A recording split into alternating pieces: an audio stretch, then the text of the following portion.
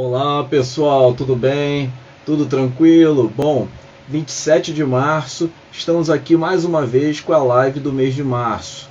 E hoje nós vamos ter um convidado especial, professor doutor Rodrigo Rossi, já entrou aqui, inclusive. Daqui a pouco nós vamos conversar um pouquinho sobre o cárcere na cidade de Ponta Grossa, sobre uma cadeia municipal da cidade. E o canal Humanitas agradece também a participação de todos vocês, porque sabemos a sua participação é especial aqui na noite de hoje.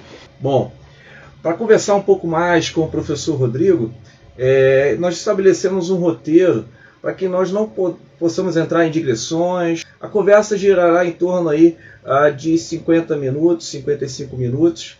Então, quem quiser depois pode estabelecer as perguntas também e nós podemos responder aí no final da live.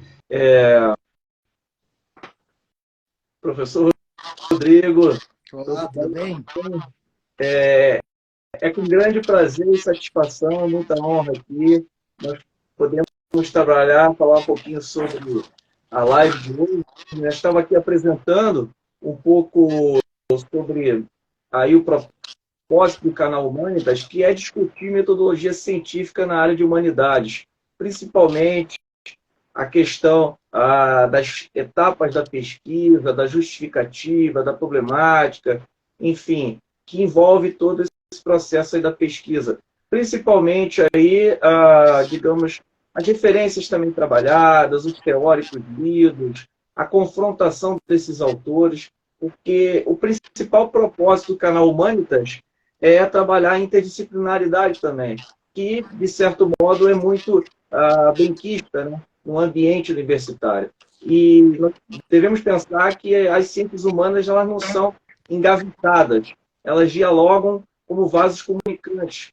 E nós estamos aqui buscando provocar um pouquinho esse diálogo da geografia com a narratologia, não é? Que também envolve um pouquinho aí da sua pesquisa, que foi buscar esses aspectos aí da narrativa, né? Da etnografia, enfim. E aqui propomos um diálogo mais interdisciplinar. Bom, eu vou fazer a apresentação sua, Rodrigo, para que a gente possa iniciar a conversa. O professor Rodrigo, ele é doutor em Geografia pelo Programa de Pós-Graduação em Geografia da Universidade Estadual de Ponta Grossa, em 2017.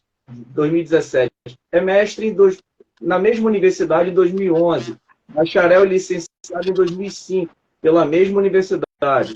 É professor da Educação Básica no estado do Paraná desde 2009, com experiência na gestão e planejamento da educação básica e educação ambiental no Núcleo Regional de Educação de Ponta Grossa. E na Secretaria Estadual também de Educação, também ele trabalhou um pouquinho no Núcleo Regional de Ponta Grossa, ou seja, exerceu a carreira também como professor na cidade de Ponta Grossa. Ele pesquisa sobre os seguintes temas: produção do espaço cotidiano de adolescentes em conflito com a lei, tá? Gênero e masculinidades, espaço carcerário e homens jovens egressos, ou seja, são os homens que saíram do cárcere, né? A geografia, a observação participante, espaços de pobreza e marginalizados também, na discussão que ele faz aí nas suas áreas de interesse. E cabe lembrar também que o professor Rodrigo é um assíduo pesquisador aí na área de geografia, né? Já tendo publicado alguns artigos científicos também na área, e a sua tese também está disponível na rede. Então, para que todos possam também tomar conhecimento da pesquisa feita pelo professor Rodrigo, a tese dele já está disponível em PDF. E cabe lembrar aqui também, Rodrigo, que a live ficará gravada. Ela será um pequeno processo de edição, e todos terão acesso depois também ao conteúdo gravado, quem não puder assistir agora, né? Bom, Rodrigo, eu gostaria de iniciar a nossa conversa com um pouquinho dessa apresentação que eu acabei de falar da sua pessoa, né? Mas que você pudesse discorrer um pouquinho sobre a cidade de Ponta Grossa, né? Essa parte aí mais geográfica, mais econômica, mais de cultural também, histórico, né? Afinal de contas, você residiu lá por um bom tempo. Eu não sei se você nasceu lá, depois você pode comentar também. E falar um pouquinho aí do que ela representa no campo, digamos, socioeconômico da realidade do Paraná hoje, né? Porque, pelo que eu sei, é a quarta cidade maior do Paraná. Então, é uma cidade grande, que exerce papel econômico também muito forte na sociedade paranaense, né? Fique à vontade, ô Rodrigo, fica à vontade, a gente vai conversando aqui e para até chegar ao ponto da sua pesquisa, tá? Fica à vontade aí. Ok, boa noite a todos que estão agora assistindo e muito obrigado pelo convite, professor Cristiano. E falando um pouco sobre Ponta Grossa, eu sou natural de Curitiba e fui a Ponta Grossa em 2002, 2001, um pouco antes de iniciar os estudos em geografia. Eu fui por conta de a morte do meu avô e fui passar um tempo com a minha avó, morei com ela um tempo, né? E nesse ínterim aí da, da recuperação dela depois da morte do meu avô, eu fiz o vestibular para geografia e passei e fiquei em Ponta Grossa, então, para fazer a graduação. Bom, Ponta Grossa trata-se de uma cidade considerada como média, né? Acima dos 200 mil habitantes. Em termos populacionais, do patamar da cidade metropolitana aqui de Curitiba, que é Colombo, né? São populações muito, né, quantitativamente parecidas, embora Ponta Grossa seja um município mais espalhado e também o perímetro urbano também. Ponta Grossa está no segundo Planalto Paranaense, como uma cidade média, representa, né, também um importante entroncamento rodoferroviário, estradas que ligam, né, o Curitiba a outras cidades do interior passam obrigatoriamente por Ponta Grossa, assim como a linha férrea. Mas foi uma cidade que nasceu a partir do tropeirismo e que, né, levava o gado até Sorocaba, mais ou menos, até São Paulo, e dali a cidade nasceu. Enfim, ela é uma cidade média, portanto, com uma população também que acredito que hoje esteja aproximadamente 300 mil habitantes. Então, é uma cidade com todos os problemas da grande cidade, mas conservando algumas características de uma pequena cidade, né? Algo típico de uma cidade interiorana. Ainda que tenha uma certa produção industrial, ela também sobrevive mais do agronegócio e também do seu comércio local. Bom, enfim, esses acho que seriam dados mais objetivos, né, sobre a cidade de Ponta Grossa. É Sim. claro que, do ponto de vista acadêmico, é uma Sim. universidade também, digamos assim, pujante, é considerado uma das grandes universidades do Paraná, tem uma comunidade acadêmica bastante grande também, com fluxo ali de migração de estudantes que chegam até a cidade, então ela tem características também de uma cidade universitária, né? Acredito que é isso. Sobre Ponta Grossa, assim, eu acho que resumidamente, eu tenho essas características, né? Um detalhe que eu sempre quando ouvia falar de Ponta Grossa, quando eu cheguei lá, meus professores de geografia colocavam ali uma característica importante, que é a cidade se desenvolvendo em torno dos seus espigões, né?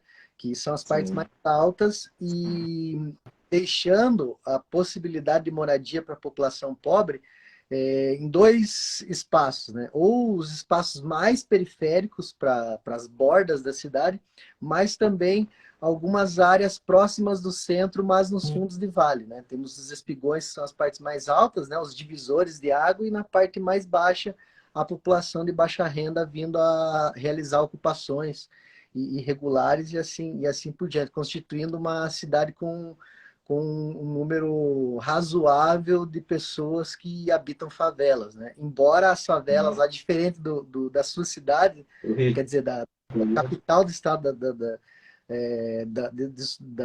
de Natal seu, onde Sim. as favelas estão nos morros, né, nas partes mais altas, que Sim. não poderiam ser ocupadas. Na cidade de Ponta Grossa acontece mais ou menos o contrário, né? Os fundos de vale, as partes mais baixas da cidade, sendo aí objeto de ocupação de pessoas de baixa renda.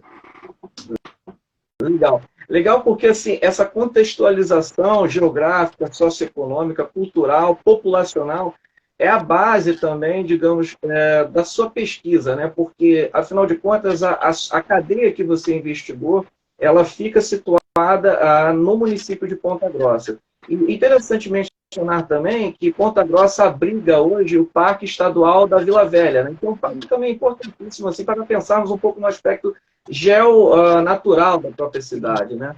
Eu já fui lá, é um parque muito bonito, né? É um parque turístico também, e é uma formação aí de séculos, né? Porque aquilo para se formar demorou muito tempo, né? Isso, Enfim, é uma cidade que, assim como Curitiba, está dentro da bacia sedimentar do Paraná, então vai ter muita rocha sedimentar, e dentre elas o arenito Vila Velha, né? Que é um dos arenitos existentes ali nessa região. sim, que bacana. Rodrigo, pensando um pouco mais nesse conjunto, no conjunto panorâmico, assim como você delineou muito bem, essa sua pesquisa ela já é fruto do seu mestrado, né? Porque você, lá no seu mestrado, você participou de um grupo de pesquisa importante para delinear um pouco esse projeto que você quis estudar, né? E durante essa formulação do seu projeto, você também, digamos, fez algumas escolhas, né? Algumas escolhas, fez um recorte, estabeleceu uma problemática, delineou um objeto de estudo para que você pudesse afunilar bem aquilo que você pretendia, né, elaborar, digamos, de pesquisa científica. Eu gostaria aqui que você pudesse comentar, fica bem à vontade, dessas suas motivações, né? A motivação que você teve em relação ao objeto, o tema da sua pesquisa, o objeto da pesquisa, né? E fica à vontade para você comentar um pouco isso sobre, de forma geral e de forma específica também, tá? Quais foram as motivações também que te levaram a estudar isso, né? As motivações, assim, digamos assim, o processo investigativo, né? Digamos que é um grande processo investigativo, e dentro desse processo há outros processos, né? No interior desse grande processo de investigação em Ponta Grossa. Eu comecei a realizar uma pesquisa junto ao Grupo de Estudos Territoriais, né? No seu início, foi por volta de 2003, 2004, participando de uma linha de pesquisa que envolvia o entendimento dos espaços de pobreza e a relação desses espaços de pobreza e vulnerabilidade com a situação das mulheres chefes de família, né? Outro aspecto relevante da população pontagrossense que é que muitas famílias pobres são chefiadas por mulheres. Então, no âmbito dessa investigação acerca dos espaços de pobreza e das mulheres chefes de família, comecei investigando na graduação a população que habitava um desses fundos de vale que eu citei anteriormente, que era do Arroio do Padre, e tentando entender a relação entre essa população de baixa renda feminina e um recurso natural, no caso um arroio, uma microbacia hidrográfica dentro da cidade, né? O Arroio do Padre situado na Vila Nova, muito próximo do É um bairro de Ponta Grossa, deve ser, né? é um bairro, enfim, muito próximo do centro e também que se avizinha com um bairro de classe mais alta, que é o Jardim América. Então, na realização das entrevistas com essas mulheres, em alguns momentos eu era alertado pelos moradores sobre o perigo que eu estava correndo ali ao descer até aquele fundo de vale e às vezes ter contato com muitos jovens ali que tinham, né, envolvimento com a criminalidade. Principalmente o tráfico de drogas, mas também furto qualificado, furto e assim por diante. Então, na realização dessa pesquisa da graduação, por isso que eu falo que é um processo, né, investigativo Evolutivo, que né? leva a outro processo investigativo e a Sim. minha trajetória de pesquisa foi meio que assim, né? No decorrer da pesquisa, eu encontro um novo objeto e daí depois no mestrado, no decorrer dessa pesquisa, eu encontro um outro novo objeto e assim foi indo, né? Enfim, nessa trajetória de investigação com as mulheres e o contato que eu acabei tendo obrigatoriamente com a população jovem dali, me acendeu a luz do interesse acerca da realidade espacial vivenciada por esses filhos dessas mulheres, né? Que as entrevistas mesmo elas diziam e da preocupação que tinham com a vida dos seus filhos, né? Que para muitas era uma vida que se encontrava um pouco perdida diante do espaço de vulnerabilidade em que eles habitavam. Então, assim, eu realizei a pesquisa do mestrado com adolescentes em conflito com a lei. O que eu não esperava era observar que eu teria uma ligação, digamos assim, de interesse acadêmico, investigativo, né, pela trajetória desses sujeitos que eu investiguei no mestrado e que eu continuei estudando no doutorado, haja vista que muitos deles, né, e eu morando na cidade, tendo ainda contato com um com o outro, observava que eles passaram de adolescentes em conflito com a lei para jovens encarcerados, né? Daí veio a motivação de realizar o estudo, né, buscando esses mesmos jovens, mas tentando entender a relação e a vivência que eles tiveram com o cárcere. Então, uma coisa foi levando a outra, que foi levando a outra, e por diante. Óbvio que também, no caso da minha própria experiência, né, e trajetória de vida, ela se confunde um pouco com a desses jovens que eu estudava, porque eu também vivi a maior parte da vida, né, de adolescente e até um certo ponto jovem, na Vila Tingui, em Curitiba, também muito próxima do fundo de vale, e observando e também, né, me relacionando às vezes com a criminalidade mesmo. Então, cometendo alguns delitos e também observando a trajetória dos meus pares ali, amigos de infância, passando também pela delinquência juvenil, como, né, muitos chamam, e também pelo cárcere. Quando eu fui para a universidade, eu levei foi instigante para mim buscar entender a realidade da juventude, também me enxergando, né, como parte dessa mesma realidade. Então, essa creio que seja um conjunto de motivações, né, que me levaram ao estudo no doutorado. Sim. A criação do seu projeto de doutorado, então, foi o desencadeamento também, como você falou, do próprio mestrado. O mesmo orientador do mestrado foi o orientador do doutorado ou você mudou de orientador? Foi o mesmo orientador. Eu tentei em outros lugares, eu chegava a conversar com algumas pessoas, possíveis orientadores. Houve um orientador do Rio de Janeiro que teve a sua aposentadoria compulsória na época, então inviabilizou. Ele seria também, né, teria uma identidade, né, em relação ao modo de fazer pesquisa também, Sim. mas a minha aproximação, assim, e interesses em comum junto à minha orientadora, que é a Joseli Maria Silva, fez com que eu não preferisse mudar, né? Então, as pesquisas que eram realizadas ali no grupo de estudo, junto à professora Joseli Maria Silva, mas também ao professor Márcio José Ornati e também o Alides Batista Chimin, me fizeram permanecer. E achando maravilhoso essa permanência. É claro que depois talvez a gente comente sobre isso. Teve um momento que eu precisei sair também um pouco, porque, né, claro, eu participava de eventos acadêmicos, em alguns, e ia para outras universidades também, fazia uma vivência um pouco mais rápida, né, em outros lugares. Então houve esse distanciamento, mas chegou um momento que eu precisei também me distanciar um pouco do espaço ali da Universidade Estadual de Ponta Grossa para poder me entender também melhor como pesquisador. É interessante dizermos que a sua questão do espaço, ela se relaciona um pouco com a minha pesquisa de pós-doutorado que eu faço atualmente. Eu estudo o espaço, mas dentro do romance histórico. Como o autor, ele vislumbra, né, o espaço, ele cria isso com base em pinturas de época, cartões postais de época, ele reconstitui, né, esse passado que já não existe mais. Mas o seu é um espaço que influencia no modus operandi das pessoas, né? Ou seja, dos homens que vivem ali. O meu espaço, ele é uma reconstrução de época.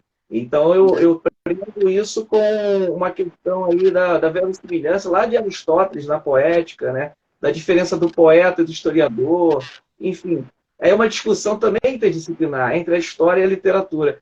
É interessante isso, que essa questão do espaço parece que veio desencadear aí, veio enfim, com a minha preocupação hoje na letras, no caso, no campo das letras, né? É interessante. Eu queria te perguntar também quais são as obras que você escolheu, a formulação teórica dos autores. Você poderia comentar um pouquinho isso? Ou seja, eu já percebi que você trabalhou com a Judith Butler, que é a questão do feminismo. Você trabalhou com Ivan Goffman. Me corrija se eu estou pronunciando errado o nome, tá? Ivan Goffman, Tá e correto. teve um livro dele sobre os manicômios. O Michel Foucault, Vigiar e Punir, você também trabalhou. E outros mais, você trabalhou na sua tese, né? Porque eu não li sua tese inteira, né? Mas eu li boa parte da sua pesquisa, inclusive a sua pesquisa muito bem redigida, muito bem articulada com os autores, inclusive o referencial teórico também muito bem selecionado, e essa parte da gênese da pesquisa também, do planejamento, do sumário também ficou muito interessante. É aproximadamente 350 páginas, né? Por aí, né? 360 páginas. É mais ou menos por aí, né? A sua pesquisa. É, Fique à é um vontade para você. volume um pouco grande. Eu selecionei aqui um livro para mostrar, que acho que ele, digamos assim, sintetiza essas influências que você trouxe agora, como Foucault, como a Butler, como o próprio Irving Goffman, que é a Doreen Massey, que é uma já falecida geógrafa muito importante inglesa, né? Sim. E ela trata o espaço como um espaço relacional, né? Não é uma superfície estanque, mas senão um campo de disputas, né? E relacional no sentido de que é a coexistência de múltiplas trajetórias. Então, essa coexistência, há conflito, há relação entre oprimidos e opressores, do poder e contra-poder. Então, ela traz muito bem digamos, essa síntese que a gente pode chamar de pós-estruturalista, né? Uhum. Trazendo para o campo da análise espacial o conflito e a possibilidade de transformação e abertura para o novo, né? Além de trazer a perspectiva dessa coexistência de múltiplas trajetórias, né? O que coloca, né, no âmbito da minha pesquisa, assim, um importante argumento, que talvez a gente trate mais à frente, não quero pular muito o que pode vir depois como pergunta também. É Mas interessante. outras mais Vamos autores. lembrar que o Milton Santos também, não podemos deixar de mencionar o Milton Santos, né? Com Sim, espaço sim. também. O Milton Santos, apesar de que o Milton Santos ele tem uma perspectiva um pouco mais, como é que eu posso dizer? Ela não é tão calcado no pós-estruturalismo, nas relações de poder, mas sim numa visão de superestrutura, né? Mais isso no decorrer da trajetória dele, e só no final ele vai ter alguma abertura, né, a esse pensamento de teóricos que vem depois do maio de 68, ali como Foucault e dentre outros. Depois não, naquele contexto, né? Legal. Eu queria te fazer uma adição aqui de uma questão também importante, que está lá no livro do Humberto Eco, Como se faz uma tese, né? Ele diz a questão do pseudo-sumário, ou seja, que é esse sumário hipotético que nós, pesquisadores, precisamos aí estabelecer como um engenheiro, né? Quando faz uma casa, ele precisa fazer a fundação da casa para a casa ser construída. E nós, quando vamos escrever uma tese, nós precisamos pensar lá na frente como essa tese vai ficar, né? Ou seja, qual é o fim que ela vai ter. Então, eu gostaria de te perguntar sobre essa montagem dos capítulos, os subtítulos da sua pesquisa, se você tem isso aí na sua mente aí um pouquinho fresco ou não. Também fica à vontade. Essa problemática, a formulação da problemática e essa justificativa, né? Ou seja, essa parte do que te levou também a própria produção da pesquisa, se você quiser comentar sobre o objetivo geral, os objetivos específicos, fica à vontade também, como é que isso foi tratado na sua pesquisa. Então, o que eu vim observando acerca de estudos sobre grupos marginalizados e dentro até do campo que a gente pode chamar de relativismo cultural, que busca no entendimento sobre as identidades ou as categorias sociais dos sujeitos, né? E problematizando também a questão do espaço como um campo de relações dessas trajetórias múltiplas, o que eu observava na época do desenvolvimento da minha tese, da problemática dela principalmente, era que as coisas que separam ou que envolvem os sistemas de opressão entre os grupos ou no interior de um grupo, elas estavam relacionadas às categorias sociais ou identitárias que as pessoas, digamos assim, carregam e constroem, né? Então, assim, o que me parecia a princípio, isso tem a ver com o modo do grupo de estudos territoriais realizar a pesquisa e o modo como eu realizei a minha também, que ela foi se construindo, né, a partir dos problemas que eram enfrentados no decorrer do processo investigativo. E o primeiro problema, assim, digamos assim, fundamental na construção da tese foi que o que separava muitas vezes os detentos no contexto ali das relações deles dentro do cárcere não envolviam as categorias sociais em si, né? Para grupos dentro do cárcere, isso estava sendo me mostrado através das entrevistas exploratórias, né? Não as entrevistas realizadas depois. Várias entrevistas, várias, né? Eu perguntava assim, mas como é que acontece com o gay dentro do presídio, né? Como eles separam, né? Ele é maltratado por isso, por aquilo, o playboy, né? Diante das pessoas que estão, né, da periferia. Como é que funciona esse sistema de desigualdade, essa geometria da opressão dentro do presídio? E eles me falavam assim, não tem nada a ver, não é porque o cara é gay, né? Não é porque ele é negro, não é porque ele é da classe X ou Y, não, eles me lançavam o desafio para pensar também nessas categorias identitárias, digamos assim, mas também na caminhada desses sujeitos, né? Não interessa o que você é, interessa o que você faz no âmbito das relações e se você é ponta firme ou não, usando algumas gírias aí que eles me falaram. E a questão desse glossário, você formula ele lá no final da tese. E o glossário é riquíssimo de expressões, de gírias, né? Eu achei muito interessante essa construção que você faz esse resgate da linguagem marginal, né? Desse vocabulário um pouco aí decifrado que eles utilizam, né? Achei muito legal, muito interessante essa parte também, né? E é interessante que o significado em torno dessas palavras, né, da gíria do cárcere, também da periferia mesmo, ela bagunça um pouco as definições conceituais, né? Porque daí você pergunta, mas o que é isso? O que significa isso? Daí o cara te passa uma visão que você, opa, peraí, mas isso aqui vai contra o conceito. Mas aí que tá, a pesquisa também tem que trabalhar, como diria o Edgar Morin, né, com e contra os conceitos. Então isso, para mim, era muito interessante explorar essa versão dos grupos, né, e botar essas versões em embate com a teoria estabelecida. Esse foi uma coisa que sempre me chamou a atenção, assim, e sempre me desafiou para refletir mais acerca dos conceitos, né? E também não ter medo de questioná-los na hora que a realidade da tua pesquisa mostra que o fenômeno que você estuda, né, tensiona a produção acadêmica, tensiona o conhecimento sistematizado e acumulado ao longo do tempo. Eu creio que a ciência é esse caminhar, né? Na tensão que você, enquanto investigador, realiza a partir daquilo que você observa, daquilo que você investiga, né, com a teoria até então estabelecida. É muito legal, porque quando eu li as entrevistas, eu achei assim que você teve muita coragem e audácia, né? para se aproximar deles, tentar recuperar o endereço deles, tentar entrar em contato, ficar até mais tarde na rua para conseguir, digamos, engatar ali uma pergunta, conseguir uma resposta, né? Transcrever depois tudo isso. E são relatos aí etnográficos, né?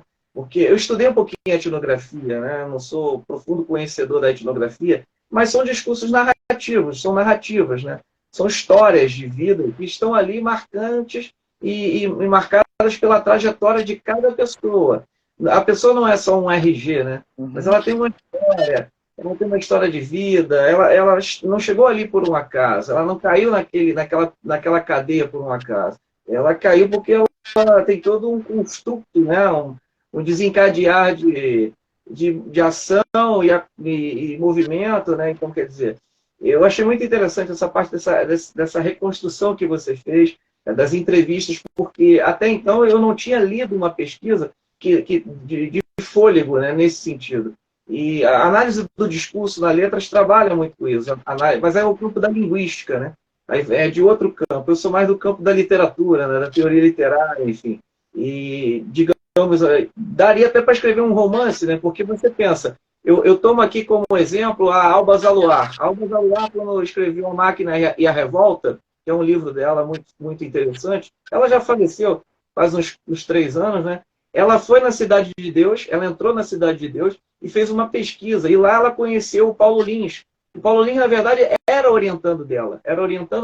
E o Paulo Lins pega aqueles relatos etnográficos e transforma num romance, Cidade de Deus. A Cidade de Deus foi um romance que teve como base principal a pesquisa feita pela Alba Zaluar. A Alba Zaluar, ela publicou os textos em jornais naquela época, se eu não me engano, o jornal O Dia, lá no Rio de Janeiro, e esses textos saíam aí em formatos de crônicas policiais, me parece nesse sentido. E ela resgata todo esse papel da periferia, dessa provocação. Uma das passagens que mais me chamou a atenção na Máquina Revolta foi essa vontade dos moradores da comunidade, da Cidade de Deus, eles quererem se vestir igual os moradores da Zona Sul do Rio de Janeiro, do Leblon, de Ipanema, Botafogo, ou seja, eles querem imitar a vestimenta, né? A vestimenta dos moradores da Zona Sul. Então, assim, existe toda um movimento também de recalque, né? Ou seja, são um pouco ali de querer chegar a essa classe, né? Ou seja, de querer pertencer a essa classe, esses moradores da Cidade de Deus. Então, assim, é muito interessante essa construção que você faz das narrativas. Eu achei muito bacana. Agora eu queria entrar numa outra parte da sua pesquisa, que diluidamente você já conversou aqui com a gente, mas é a interdisciplinaridade. Pouco tempo atrás, quando eu digo pouco tempo atrás, uns 4, 5 meses, nós produzimos um vídeo no canal Humanitas. Eu sempre uso a primeira pessoa do plural, porque não é só eu que produzo os vídeos, são muitos participantes, né? Então, quer dizer, são pessoas envolvidas também, sobre a interdisciplinaridade. Então, eu falo lá um pouquinho dessa questão da interdisciplinaridade, ou seja, da letras com a geografia, da letras com a história, da letras com a filosofia, a psicologia, enfim, e trago alguns exemplos lá no vídeo, tá? Então, eu gostaria de ouvir você, né? A universidade hoje não é mais uma universidade tão separada assim, por mais que nós temos essa visão que a universidade forma especialistas, nem sempre é o caminho que segue alguns pesquisadores, né? E, de forma provocada, na sua tese, a interdisciplinaridade ela é marcada aí, né? Porque você tem, como eu disse, a narratologia, a narrativa, a etnografia, né? O campo da educação também um pouquinho, né? Que envolve aí, digamos, a sua trajetória como educador, né? Como pesquisador, que você já é, né? Então, eu gostaria de ouvir da sua parte, essa parte da interdisciplinaridade. O que te chama a atenção na sua pesquisa relacionada à interdisciplinaridade? Fique à vontade. Então, a geografia ela trabalha, digamos assim, que na interface entre a natureza e a sociedade e em alguns contextos temporais e até espaciais, porque em algumas universidades pode tender para um lado ou para o outro, pode parecer que é um campo dominado pela perspectiva do estudo de bacias hidrográficas ou algo nesse sentido, né? de modo que aquelas pesquisas que são estritamente humanas, né, na geografia, elas recebem já uma certa crítica por não trabalhar no campo da interface com o estudo da geografia física ou relacionando a sociedade com a natureza. Então, eu, desde sempre, desde da graduação, eu já era questionado por alguns geógrafos, esses encontros acadêmicos e nas vezes que eu apresentar trabalho, na própria universidade em que eu estudei, de que aquele tipo de trabalho não era geográfico, né? Porque eu partia muitas vezes de referências que eram do campo da história, né? Acerca de identidade, principalmente. E aí eu era questionado assim, pô, né? Re- Sintetizando assim, num campo dominado pelos estudos de bacia hidrográfica, você realiza algo que é, né, da nova geografia cultural, que no Brasil era incipiente, isso no início desse século, né? É algo um pouco estranho para alguns, né? Impactante para outros, e muitas vezes eu era questionado, opa, e aqui não é o campo da geografia. Então eu tinha um duplo desafio aí, que era ao mesmo tempo que buscar a interdisciplinaridade, tentar restringir meu campo de análise bibliográfica, né, no próprio campo da geografia. E porque se eu fosse utilizar historiadores ou só filósofos ou do campo da linguística e não referenciasse na geografia o que é produzido e que eu pudesse dialogar, eu ia continuar recebendo as mesmas críticas. Então foi estranho, porque ao mesmo tempo que eu estava lendo coisas de outras áreas, eu buscava na geografia, e daí eu ia ter que buscar na geografia internacional, porque na geografia brasileira, dominada por uma perspectiva francesa e alemã, principalmente, não tem uma tradição de estudos que, né, que são mais etnográficos, ou são de análise qualitativa, ou mesmo de análise do discurso. Então, eu fui fazendo uma busca, né, na produção geográfica internacional e vendo quais tradições, né, de quais lugares, quais países eu podia dialogar. E a geografia anglófona, principalmente inglesa e norte-americana, tem um histórico que tem desde a década de 20, né? Olha Já com só. o Carl Sauer e dentre outros geógrafos, né, ingleses e norte-americanos principalmente da escola de Berkeley, Sim.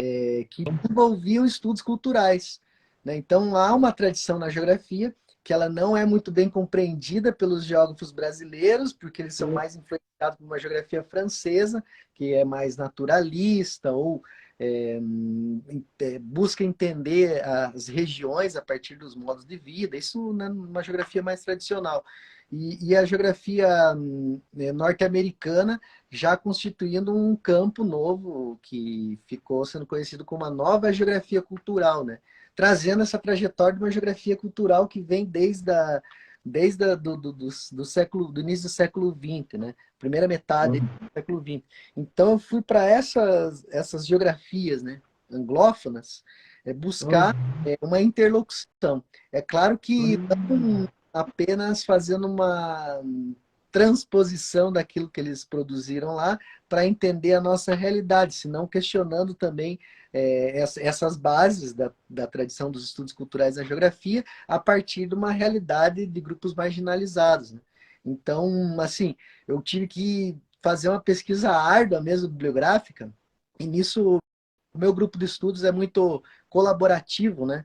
Que Porque bom. há muitos textos, interesse comum em buscar textos que estudam as coisas mais diferentes possíveis no campo da geografia no mundo. Então eu fui buscar tudo que eu pude, assim, dentro da geografia anglófona, principalmente, a Sim. promover essa interlocução sem sair do campo da geografia, mas observando dentro da geografia as interlocuções que os geógrafos fazem com as outras áreas. Então foi meio estranho, assim, eu lia muita coisa da filosofia, da etnometodologia, né? E ali, pô, não, mas eu não vou citar esse aqui, porque ou eu vou citar esse aqui, mas também vou buscar um geógrafo, né, que Sim, está fazendo esse tipo de análise. E se alguém me perguntar, né, olha, isso aqui não é geografia. Pô, esse cara aqui não é geógrafo? Você não conhece inglesa? Você não conhece culturais interessante. americanos? Interessante. É, E pensando também que você diversifica as metodologias na sua pesquisa, né? Porque você parte para relatos etnográficos, existe também uma construção de um gráfico que você fez um estudo das palavras repetidas, né? E daí para você então, provocar. Eu achei aquilo genial, achei muito curioso, muito bacana, sabe? Essa construção de gráficos, né? De tentar aí manejar um pouco os discursos, né? Entender o discurso, a repetição de palavras, né? Se é, quiser comentar é outro problema é um problema, digamos assim, que devemos superar no processo de pesquisa, que é, por exemplo, quando você realiza o estudo qualitativo, muitas vezes aparece, né, nossa, mas não, aqui não há muita objetividade, é tudo sim, subjetivo, né? sim, Você não está trabalhando com dados brutos, então, dentro da geografia humana mesmo, as pessoas, né, pesquisadores, me questionavam assim, opa, mas espera aí, falta uma sistematização dos dados da pesquisa que seja mais, né, mais, enfim, que tivesse algo de objetividade ali, né? E dentro no contexto da minha dissertação de mestrado, eu realizei uma pesquisa assim, foi muito tempo pesquisando os termos de declaração e os inquéritos policiais da delegacia da Polícia Civil de antitóxicos dos adolescentes, né? E aí eu fiz todo um levantamento, pegava o inquérito, tabulava tudo, colocava em planilha, analisava os termos de declaração. Então eu tinha trabalhado bastante já nessa perspectiva assim de tabulação das informações e tudo mais, e o mapeamento dessas informações também. E no doutorado eu sentia que era isso deu muito trabalho, né? Isso deve ter dado muito nossa, trabalho. demais, demais. Foi muito bom fazer. Mas, assim, o que eu via através das minhas referências, dessa tradição que eu falava agora, da geografia inglesa e norte-americana, é que às vezes tinha pouquíssimas entrevistas, né? E eu ficava pensando, nossa, eu fiz uma pesquisa que eu acordava cedo, ia na delegacia, ficava todo dia lá tabulando, tabulando, tabulando. Daí, para satisfazer a vontade dos pesquisadores que me criticam pela falta de objetividade, e nesses outros lugares eles estão fazendo pesquisa, digamos assim, com pouco, né? Que seria o discurso. E aí, na tese, eu resolvi mesmo chutar o balde, assim, é, esquecer completamente a parte mais, né, quantitativa, só que eu tinha que trazer algo que pudesse me ajudar na operacionalização, né, e na sistematização dos meus dados, porque as entrevistas elas demoravam muito tempo para acontecer. Quando aconteciam, não era do modo como o pesquisador gostaria, né? Então eu tive que me despir ali tanto da vestimenta, né, que eu usava para encontrar esses jovens, como também me despir dessa, né, pretensa cientificidade que está no quantitativo, né? Então, mas ao mesmo tempo eu tinha que encontrar uma maneira de sistematizar os dados com entrevistas que eram muito amplas e eram muito fora de ordem, né? Porque eu realizava gravações e meia conversa com o outro, porque eram pouquíssimas as oportunidades que eu tinha de encontro com esses jovens. Eles sumiam por um tempo, porque ou eram presos novamente, ou simplesmente não conseguia encontrar, porque iam fazer um trabalho temporário em outro lugar. Então, eu tinha muita gravação, mas muita desorganização desse material coletado. Então, Imagina, imagina. a partir disso, eu joguei tudo em texto. Coloquei tudo em Imagina. texto e aí fui estabelecendo redes de relações entre as palavras dentro desse discurso. E daí Sim. deu nisso que você viu, essas redes de palavras, e daí dessas redes eu tiro aquelas que são mais relevantes para responder às minhas questões investigativas. E, enfim, elas balizaram toda a definição das categorias de análise, né? Uhum. Então, Rodrigo, nós temos mais 15 minutinhos, 14 ou 15 minutinhos. Eu gostaria que você pudesse comentar também o seu estágio lá em Barcelona, né? Esse período que você ficou na Espanha, como foi esse período? Que eu também realizei um estágio PDSE, mas no meu caso foi em Portugal, né? Fica à vontade também de comentar um pouco isso, dessa visita às bibliotecas lá fora, né? Então nós temos mais 15 minutinhos aí para você também discutir um pouco isso. Fique à vontade. Então, para mim foi muito bom, principalmente em relação a bibliotecas, né? Como eu estava falando Sim. para você, eu realizava a busca e o grupo de estudos do qual eu faço parte também realizava buscas e sempre estava tentando coletar textos mesmo, Uhum. com os quais a gente pudesse ter uma interlocução interessante, né, para as pessoas do grupo. Só que há uma limitação gigantesca dentro no que diz respeito ao acesso àquilo que está sendo publicado, né, no Uhum. mundo. O Brasil, acho que demora de 10 a 20 anos, né, para receber artigos que estão sendo publicados, né? Talvez os artigos que estejam sendo publicados agora numa revista importante da geografia só sejam traduzidos, né, para o português, ou mesmo cheguem em PDF em inglês para você poder ler em inglês muito tempo depois.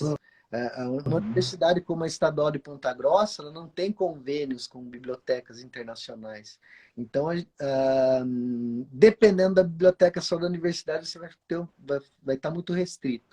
Sim. E para a Universidade Autônoma de Barcelona, o principal o ganho para minha pesquisa e para minha trajetória enquanto pesquisadora foi esse contato com a bibliografia de todos os tempos, de todos os lugares, né? Que foi uma coisa maravilhosa. Então, eu já tinha esse hábito de coletar muito texto internacional. Eu me interessava esse tema, era um tema diferente, eu coletava, fui formando um banco de dados, um banco de artigos, né?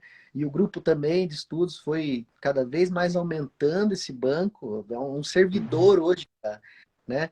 Que ajuda a manter isso, porque são muitos artigos mesmo, assim, e o acesso à senha da biblioteca da Universidade Autônoma de Barcelona já foi uma coisa assim que, meu Deus, o que é isso? Eu tenho acesso a tudo agora. É como Imagino. é tipo você sair da internet de escada e ir para banda larga, sabe? Tem a Sim. possibilidades que é tipo infinito, não é E lá, infinito, e lá você frequentou aula mas também com os professores, frequentou aula com os professores, fez disciplina também. sim. Tive uma relação muito boa e de muito aprendizado com a professora Maria Dolores Garcia Ramon, né, que é digamos assim, uma entidade da geografia humana mesmo, né? Ela, assim como o professor Milton Santos, da, Sim. são alguns dos geólogos que receberam o prêmio Walter Lud, né, que é o, digamos, o Nobel da geografia. E Olha na só. época eu não tinha recebido ainda, mas, né, enfim, foi muito rica assim a convivência com ela. E ela e nas nossas conversas assim, o que ela sentiu foi mesmo essa não essa deficiência, mas essa necessidade que eu tinha de ter mais acesso, né? Sim. Porque eu trazia assim alguns autores que eu tinha lido e ela, pô, mas tem também esse, tem também esse, tem também esse.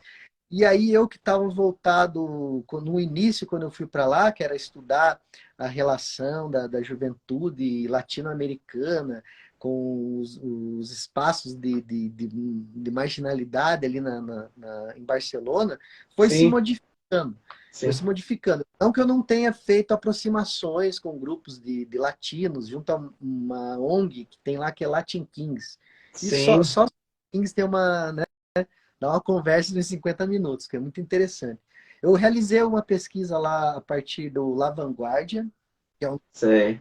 jornais lá mais lidos, assim, acho que é tipo a Folha de São Paulo, assim, da Cunha, né?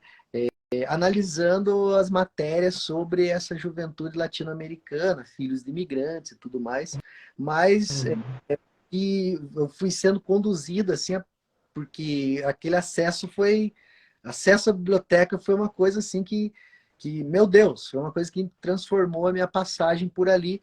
E nas conversas que eu fui tendo com a Maria Dolores, ela foi me indicando assim, olha, não, você precisa parar com isso, precisa parar agora, e você precisa, Os limites da pesquisa, né? Os precisa limites, né? se aprofundar, você precisa mergulhar nas duas Sim, torres da geografia, né? Desse sim, campo da geografia que você estuda, que é a geografia, né, cultural, e principalmente duas ou quatro revistas, né? Duas norte-americanas, as que mais publicam artigos nessa sim, perspectiva, e sim. duas revistas inglesas. Então, mas isso era uma pesquisa muito gigantesca, né? Só de buscar texto e organizá-los, né? Para que me ajudasse. Sim, Então, pô, foi uma baita de uma ajuda, assim, só, digamos assim, em relação a referencial teórico, né? imagino. Foi muito interessante. Isso na Universidade Autônoma de Barcelona. Eu também tive Uhum. contato com o professor Pedro Fraile, da Universidade de Lérida, que é um outro geógrafo que foi, talvez, creio que seja o primeiro geógrafo a estudar prisão, Uhum. Olha, 70, né, num período, acho que era de transição, né, da ditadura franquista para a democracia na Espanha. Então, uhum. mais um estudo mais de arquitetura, da prisão, da organização, do Sim, prédio, e, né, é muito interessante a perspectiva dele. Então, eu tive um contato muito bom e conversas com ele. E engraçado que as cátedras lá são muito acessíveis, né? Você conversa muito tranquilo, você vai almoçar na casa e tal. Claro, guardadas as devidas, né, proporções, né? do modo deles compartilhar as coisas e assim, e o jeito deles serem. Então, Rodrigo, a gente poderia encerrar a nossa conversa aqui de hoje. Eu já estou aqui adiantando ao público, que o público tem um público assistindo, tem gente que entra, tem gente que sai, que as referências comentadas ficarão na descrição do vídeo. O vídeo será editado e nós colocaremos o vídeo no ar aí por volta de quarta ou quinta-feira, lá por volta do dia 30 ou 31 de março. Rodrigo, podemos até encerrar com uma pergunta aí sobre como a sua pesquisa atual, essa pesquisa que você desenvolveu, na UEPG e na Universidade Autônoma de Barcelona, ela pode saltar os muros da universidade, né? Ou seja, quais as reais contribuições para a comunidade geral, né? Eu gostaria que você pudesse comentar um pouco isso. Essa questão é extensionista, né? Ou seja, que a pesquisa ela não precisa ficar amarrada ao público acadêmico, mas tentar aí, digamos, desvendar assuntos de interesse comunitários, né? As comunidades gerais, né? Fica à vontade, fica à vontade. Eu creio que ela pode saltar através de uma aproximação entre a academia e o planejamento de políticas públicas, tanto Sim, ligadas à questão da segurança pública, né, da execução penal, sim. sendo importante referencial a assistentes sociais, psicólogos e até diretores, né, de presídios e até mesmo da polícia, negociadores em rebeliões, porque há de se observar que, por exemplo, uma organização interna na prisão, que é autônoma dos detentos, né, que você pode Uhum. ter organização, uma certa organização ali que parte dos próprios detentos dentro das suas celas, e as celas vão ter, cela vai ter um representante, cada galeria, né, que abriga um conjunto de celas também vai ter uma espécie de representante, que eles vão chamar Uhum. de cabeça ou pinha, enfim, é o presidente ali, né? Sim, Ele não necessariamente é alguém do primeiro comando da capital, PCC. sim. Digamos que o PCC é um PC do B, né? Comparando com a Uni, né? Tem a Uni, tem os representantes lá, o povo do DCE e tal, né? Das universidades e tal, aquela galera independente ou de diversas forças, e daí tem uma majoritária ali, né? Tem alguém Sim. que intervém ali de forma né, preponderante e Uhum. também, de certa forma, em alguns casos, dominante, mas não dá para desconsiderar que é uma certa organização dos detentos diante de um sistema penal de escassez e precário. Então, diante dessa precariedade, eles buscam se organizar. Agora, Sim. de que forma nós podemos, né, aproveitando dessa organização, combater as organizações criminosas, né, e observando o lado bom da organização dos presos, né, e traduzir isso para uma socialização, né, para uma visão como, com uma outra perspectiva que não seja essa de volta, né, para a vida no crime. Então, eu creio que legal.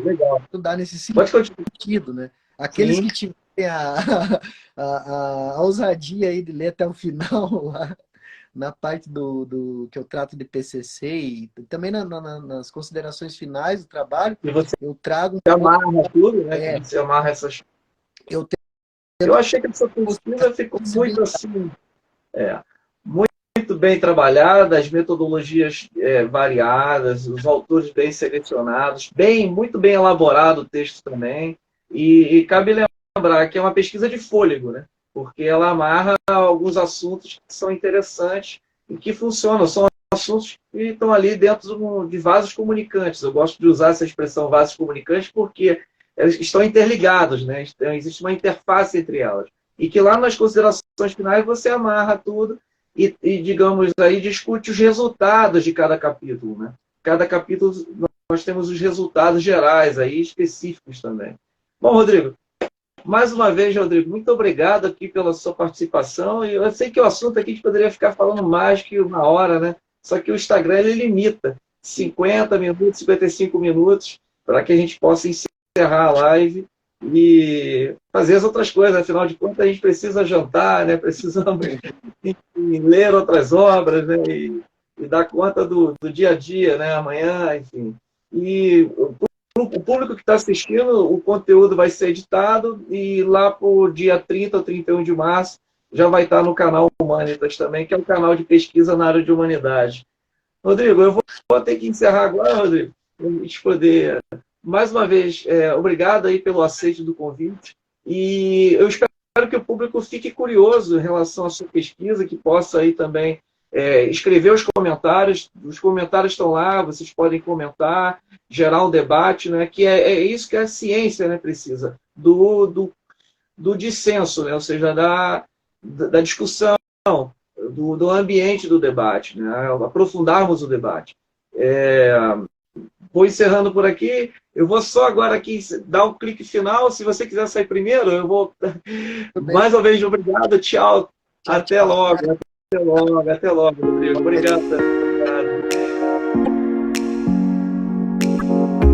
Você sai.